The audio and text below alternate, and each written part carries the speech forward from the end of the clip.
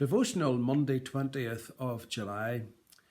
During the Vietnam War in 1966, a 22-year-old American soldier named Marshall and 4 others in his unit were sent on a reconnaissance mission that would change their lives forever. The story is portrayed in the film Casualties of War. The film relates how the 5 soldiers stumbled upon a hut while on patrol. 4 of them kidnapped a young woman, forced her to walk barefoot without food or water before sexually assaulting and later killing her. Despite repeated attempts by the 4 to coerce Marshall into participating in the atrocities, he steadfastly refused. However, he blamed himself for his inability to prevent the woman's brutal and terrifying ordeal. Even though he blew the whistle on the other 4 soldiers, and 3 of them ended up in prison, Marshall has been haunted by his role in the incident ever since. In an interview more than 20 years later, Marshall said he'll have to live with the incident for the rest of his life. He concluded by saying, "I think God forgives, but God is more forgiving to us than we are to ourselves." People who have difficulty forgiving themselves for the past usually make one of 2 mistakes.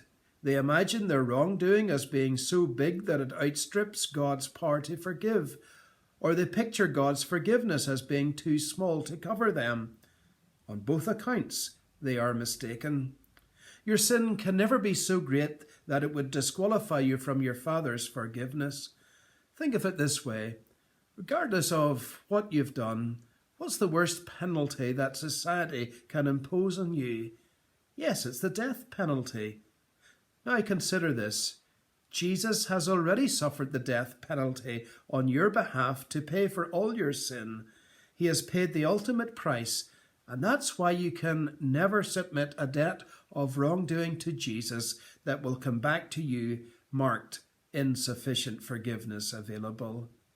And for those who think God's forgiveness is too small, let's remember that God's forgiveness isn't like human forgiveness.